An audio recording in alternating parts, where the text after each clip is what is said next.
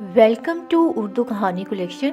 नए आने वाले दोस्तों से गुजारिश है चैनल को सब्सक्राइब करें और कहानी ख़त्म होने पर कमेंट सेक्शन में अपनी राय का इजहार ज़रूर करें। ये एक ऐसी लड़की की कहानी है जो मेरे भाई की शादी में गाने बजाने आई थी। लड़की का नाम पशम था, जिसको उर्फ़े आम में रेशम कहा जाता है। आइए रेशम की कहानी इसी की ज़ुबानी सुनते हैं। सारा दिन शदीद ठंड और इंतज़ार की कैफियत में गुजर गया। बारात कहीं शाम को आई। पिंडाल में मुझसे ख्वाजा गुलाम फरीद का कलाम सुनाने की फरमाइश की गई, क्योंकि मैं आरफाना कलाम ज्यादा सुनाती थी। जब मैंने ये कलाम दर्द भरी आवाज में गड़बी बजाकर सुनाना शुरू किया तो सारा पंडाल बजट में आ गया। हाजरीन पर एक सहर सा तारी हो गया। हर तरफ से वाह वाह की आवाजें आने लगी और फिर नकदी की सूरत में लोगों ने मुझ पर नोटों की बारिश कर दी। काफी देर यही सिलसिला चलता रहा और फिर मैं अपना नसीब समेटकर एक तरफ बैठ गई। मौसीकी का दौर खत्म हुआ तो खाना शुरू हो गया। सभी वेटर्स वगैरह बड़े लोगों की तरफ मतवज्जा हो गए। मैं एक तरफ सिमटी बैठी थी। कुछ देर बाद बचे कुचे चावलों के इंतजार की बजाय मैंने घर जाने का फैसला किया, क्योंकि झोंपड़ी में बाबा अकेले थे। रास्ते में करीमू चचा का होटल पड़ता था, जहाँ से मैंने मीठे चावल लिए और जल्द ही अपनी मंजिल की जानिब रवां दवां हो गई। घर दूर था और ठंड भी बढ़ती जा रही थी। लम्हा लम्हा हवा में तेजी आ रही थी। रास्ता मधम हो चुका था। हवा की साए साए के साथ शोर भी बढ़ता जा रहा था। मट्टी की सूंधी सूंधी खुशबू से बोझल हवा अब झगड़ों में बदल चुकी थी। साथ ही मट्टी भी आंखों में पड़ रही थी। अंधेरे की वजह से अब आगे बढ़ना बहुत ही मुश्किल हो गया था और इसके साथ ही बारिश शुरू हो गई। अब मुझे सर्दी लगने लगी थी। बिलाखिर बड़ी जिद्दोजहद के बाद मैं अपनी बस्ती में दाखिल हुई। चंद दूसरी झोंपड़ियों से कुछ दूर फटे हुए कपड़ों में लिपटे बांसों की छतरी के अंदर मेरे बाबा अकेले लेटे हुए थे। अम्मा की वफात 2 माह कबल हो चुकी थी। तब से हम अकेले ही रहते थे। जो ही झोंपड़ी में कदम रखा, बाबा की किरा ने मेरा इस्तकबाल किया। जल्दी से आगे बढ़कर मैंने इन्हें संभाला। इस तूफानी बारिश ने मेरे बाबा को भिगो दिया था। वो सर्दी में ठिठर रहे थे। पुराने कपड़ों से बनी छत से पानी तेजी से टपक रहा था। अब तूफानी बारिश शुरू हो गई थी। मैंने घर की हर शय को अपने हाथों पर उठा लिया। हर चीज़ भीग चुकी थी। खाने पीने के खाली बर्तन तैर रहे थे और काफ़ी कुछ पानी में बह गया था। इन जाती चीज़ों को संभाले बगैर मैं जल्दी से अपने बाबा की सिमत आ गई और इनके सामने मीठे चावलों का शापर रख दिया। इनको सहारा देकर बिठाया। वो सुबह के भूखे थे। शापर में हाथ डाल डालकर वो मुट्ठी से मीठे चावल मुंह में भरने लगे। एक कोने में तरपाल डाल रखा था, वहां पानी नहीं आ रहा था। बाबा को मैंने सहारा देकर तरपाल के नीचे चारपाई पर लिटा दिया। बाबा के जख्मी पाँव से सुबह से चींटी और मक्खियों ने तबाही मचाई हुई थी। अब जख्म से खून रिस रहा था। ये हालत देखकर मेरा दिल लरज उठा और आंखों से आंसू बहने लगे। तभी सोचा, काश मेरी भी कोई बहन होती। मैं रोज़ी की तलाश में निकलती तो वो मेरे पीछे बाबा का ख्याल रखती। अगर आज मेरी कोई बहन होती तो शायद बाबा की ये हालत ना होती। वो मेरे दुख सुख की साथी बनती। बाबा ने पुकारा तो मैं सोचूं कि गहरी झील से बाहर निकल आई। वो कह रहे थे कि बेटी, आज इतनी देर क्यों हो गई? क्या तुम्हारी सहेली तुम्हारे साथ ना थी? तुम अकेली थी? हाँ बाबा, वो एक और शादी में चली गई थी। मेरे बाबा की रिश्ते की बहन की बेटी थी। अक्सर हम दोनों एक साथ गड़वी बजाने निकलती थीं, क्योंकि एक से दो भले होते हैं। बस्ती वालों के खून सफ़ेद हो गए हैं। अब तो कोई किसी को नहीं पूछता। हर पल का दुख आज फिर इनकी ज़ुबान पर आ गया। आज का दौर बड़ा जालिम है। हर तरफ अफरा तफरी है। कोई किसी का नहीं है। खून सफ़ेद हो गए हैं। आज तो सगे बच्चे भी अपने माँ बाप को नहीं पूछते। मगर तू कितनी अच्छी है। मेरी सगी बेटी ना होने के बावजूद मेरा किस कदर ख्याल रखती है। मेरा अपना बेटा बेटी होते तो शायद वो भी इस कदर मेरा ख्याल ना करते जितना तू करती है। मैंने इनको सहारा देकर भीगे हुए तकिए की टेक लगा दी। थोड़े थोड़े चावल इनके मुंह में अपने हाथ से डालने लगी। घूंट घूंट करके पानी पिलाया। वो सुबह से भूखे थे। वो सारे चावल खा गए। मैंने इन्हें नहीं बताया कि मैं भी भूखी हूँ। जब वो चावल खा चुके तो मैंने नायलॉन का पर्द तकिए पर रखकर इनको लटा दिया और प्लास्टिक के कवर में लिपटा हुआ कंबल खोलकर इनको उड़ा दिया। वो मुझे अच्छे नसीब की दुआएं देने लगे। सारे दिन की भूखी खाली पेट लेटी तो नींद ना आ रही थी। बारिश भी थम चुकी थी। ट्रंक खोलकर मीठे चने निकाले और मटके के पानी से फांक लिए। फिर मैं भी बाबा के करीब पड़ी दूसरी चारपाई पर लेट गई। جانے کس پہر نیند نے مجھے اپنی آغوش میں لے لیا۔ بستی والے اکثر بابا کو یاد دلاتے رہتے تھے کہ ریشما تیری اولاد نہیں ہے، اسے تو کسی میلے سے اٹھا کر لایا ہے، یہ وہاں کھو گئی تھی، روتی پھر رہی تھی، اس کا کوئی والی وارث نہ آیا تو وارث بن گیا، اور اگلے روز ان کے قافلے نے کسی دوسری منزل کی طرف کوچ کر لیا۔ مجھے بابا کے ساتھ رہتے ہوئے 15 سال کا عرصہ ہو گیا تھا۔ انہوں نے مجھے اتنا پیار دیا کہ میں اپنوں کو بھول گئی۔ وقت گزرتا گیا، میں جوان ہو گئی۔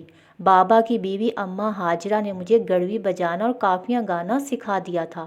کوئی ہنر ہو جس کے ذریعے میں کچھ کما کر پیٹ بھر سکوں۔ میں 14ویں کا چڑھتا چاند تھی، میرے آگے سب سکھیوں کی جوانیاں مان تھیں۔ میرا رنگ سرخ گلابی، نین نقش تیکھے، آنکھیں سیاہ اور چہرے پر معصومیت تھی، جبکہ بستی کی ساری لڑکیاں سانولے رنگ کی تھیں۔ بابا مداری تھے، وہ بندر اور بکرے کو لیے بستی بستی گھومتے تھے، یہی ان کی روزی کا ذریعہ تھا۔ اماں مٹی سے کھلونے بناتی، گڑیا اور گڑیا کا گھر تعمیر کرتی جو بچوں کے علاوہ بڑی عورتوں کو بھی پسند آتے تھے۔ ایک دن اماں کو ایسا بخار چڑھا، پھر اس نے اترنے کا نام ہی نہ لیا۔ وہ کمزور ہوتی چلی گئیں، سوکھ کر کانٹا ہو گئیں اور رنگ توے کی طرح سیاہ ہو گیا۔ بالآخر وہ اپنی منزل تک جا پہنچی۔ ایک صبح سو کر اٹھے تو خاموش لیٹی تھیں، مگر اس جہاں میں نہیں تھیں۔ وہ بڑی اچھی عورت تھیں، مجھے ماں جیسا پیار دیا، پالا پوسا۔ اکثر رات کو سوتی تو اماں کو یاد کر کے بہت روتی تھی، نیند میں اماں اماں پکارتی تھی۔ بعض اوقات یوں لگتا جیسے ماں اپنی نرم انگلیاں میرے بالوں میں پھیر رہی ہو۔ اماں کو فوت ہوئے 1 ماہ ہو گیا۔ ایک دن میں نے گڑوی پکڑی اور باراتوں میں گانا گانے لگی۔ اصل میں گڑوی والیوں کو لوگ عزت کی نگاہ سے نہیں دیکھتے۔ عورت خواہ کسی قبیلے کی ہو یا ہائی سوسائٹی کی، وہ اپنے گھر میں ہی سجتی ہے۔ میری آواز میں جو سوز تھا، اس نے مجھے بہت جلد مقبول کر دیا اور مجھے شہرت ملنے لگی، مگر میں چادر لپیٹ کر ہر تقریب میں چلی جاتی اور گڑوی والیوں کی مانند میں بن سور کرنا جاتی تھی۔ میں بڑے درد کے ساتھ عارفانہ کلام سناتی تھی۔ لوگ مجھے شروع سے ہی دوسری گانے والیوں سے کم پیسے دیتے تھے، کیونکہ میں اپنے جسم کی شیشے کی مانند نمائش نہ کرتی تھی، اپنے آپ کو امیروں کی دست درازی سے محفوظ رکھتی تھی۔ میں دوسری سب لڑکیوں سے مختلف تھی۔ کئی بار میں نے اس گانے بجانے کے ہنر کو چھوڑنے کا ارادہ کر لیا۔ کئی بار باعزت ذریعہ روزگار کی خاطر معاشرے کے ٹھیکیداروں اصلاح پسندوں کی مدد چاہی، لیکن ہر کوئی میری عزت اور جوانی کے پیچھے تھا۔ کئی دولت مند جوانوں نے ایک رات کے بدلے اتنی دولت کی پیشکش کی جو مجھے ساری زندگی کے لیے کافی ہوتی۔ کئی بار میری پاک دامنی پر ہاتھ ڈالا گیا، مگر میں نے خود کو بچا لیا اور دولت کی خاطر یہ سستا سودا نہیں کیا۔ پھر بھی میرے پاس نیک چلن کا کوئی ثبوت نہ تھا، کیونکہ میں ایک گڑوی والی تھی۔ ایک صبح آئی، سب کچھ بدل گیا۔ ہماری جھونپڑی میں سورج کی کرنوں نے ابھی اندر جھانکنے کی ہمت بھی نہیں کی تھی کہ انقلاب آ گیا۔ ہر طرف بستی میں شور مچ گیا۔ کوئی بہت بڑی تبدیلی دروازے پر دستک دے رہی تھی، اور یہ دستک دینے والا خوبصورت گورا چٹا بڑی بڑی مونچھوں والا پولیس آفیسر تھا۔ اس کے ساتھ کافی پولیس والے بھی آئے تھے، جنہوں نے ہماری غریب بستی میں ہلچل مچا دی۔ تمام تر فوکس بابا پر تھا اور وہ پولیس والے کو ٹھیک طرح سے جواب دینے سے قاصر تھے۔ کسی نے مخبری کی تھی کہ اس مداری نے ایک بچی کو کئی سال پہلے میلے سے اغوا کیا تھا۔ میں نے دیکھا کہ بابا کو پولیس نے گھیر لیا ہے، ساتھ میں سوالوں کی بوچھاڑ کر دی ہے۔ میں جلدی سے دوڑی گئی۔ وہاں جا کر پتہ چلا کہ وہ میرے بارے میں سوالات کر رہے ہیں۔ میں ان کو دیکھ کر سہم گئی۔ پولیس آفیسر کے بال کنپٹیوں کے پاس سے سفید ہو رہے تھے، لباس اس کی شخصیت کی طرح اجلا تھا، وہ بہت ہی باروب تھا۔ مجھے اچھا لگا، مگر مسلسل وہ میرے باپ کو ڈانٹ رہا تھا، اسی لیے مجھے برا لگ رہا تھا۔ وہ کہہ رہا تھا کہ سچ بتاؤ اس بچی کے بارے میں، ورنہ تم کو پھانسی پر لٹکا دوں گا۔ اس کا بس نہیں چلتا تھا کہ وہ میرے بابا کو کچا چبا جائے۔ ہمارے ہمسایہ رکھی نے بھی گواہی دی کہ ہاں، میرے بابا ساول نے 10-12 برس قبل اس لڑکی کو میلے سے اٹھایا تھا۔ اچانک پولیس آفیسر میری طرف بڑھا۔ اس نے میری کلائی پکڑی تو چوڑیاں ٹوٹ گئیں اور کلائی پر کالا نشان واضح ہو گیا۔ یہ چاند گرہن کا نشان کہلاتا تھا جو میری کلائی پر پیدائشی تھا۔ نشان دیکھتے ہی پولیس آفیسر کی آنکھیں بھر آئیں۔ اس نے میری بہنا کہہ کر مجھے اپنے سینے سے لگا لیا۔ میں اس کی وہ کھوئی ہوئی بہن تھی جس کی برسوں سے اس کو تلاش تھی۔ یہ میرا بڑا بھائی ظفر تھا اور میں اس سے 15 سال چھوٹی تھی۔ نوشابہ، میں نے تم کو بستی بستی شہر شہر ڈھونڈا ہے۔ جب سے پولیس میں ملازم ہوا ہوں میں تمہاری تلاش میں بھٹک رہا ہوں۔ امی ابو تمہارے لیے رو رو کر بینائی کھو بیٹھے ہیں۔ اس مداری نے ہمارے اوپر بہت ظلم کیا ہے، اس نے ہم کو انگاروں پر لٹایا ہے، پل پل تڑپایا ہے۔ ہر قسم کی آسائشیں اور سہولتیں ہوتے ہوئے تم اس گندے ماحول میں جینے پر مجبور ہوئی۔ بہن اب جلدی کرو اور میرے ساتھ گھر چلو۔ اس کی بات میری سمجھ سے باہر تھی۔ میں اجنبی اور حیران نظروں سے کبھی پولیس آفیسر اور کبھی بابا کو دیکھ رہی تھی، جن کی آنکھیں نہر بہا رہی تھیں۔ میں بھی روتی آنکھوں سے ان کو دیکھ رہی تھی۔ پولیس آفیسر نے کئی سوال کیے، لیکن مجھے اپنے ماضی کے بارے میں کچھ بھی یاد نہ تھا۔ پچھلی زندگی کا اگر کوئی دھندلا سا خاکہ بھی میرے ذہن میں ہوتا تو میں فوراً اس میں رنگ بھر دیتی۔ بستی والوں نے بابا کے بے اولاد ہونے اور مجھے میلے سے اغوا کرنے کی تصدیق کر دی تھی۔ اب پولیس آفیسر اپنی گاڑی کا دروازہ کھولے میرا منتظر تھا۔ وہ مجھے ساتھ لے کر جانا چاہتا تھا۔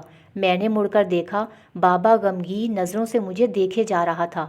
تبھی میرے قدم واپس پلٹے اور میں بھاگ کر ان کی طرف گئی، ان کے گلے سے لگ کر سسک سسک کر رونے لگی۔ ایک طرف روشن مستقبل کا خواب تھا اور دوسری طرف میرا ماضی تھا، جہاں میں ابھی تک کھڑی تھی۔ اماں کے کہے الفاظ میرے کانوں میں گونج رہے تھے۔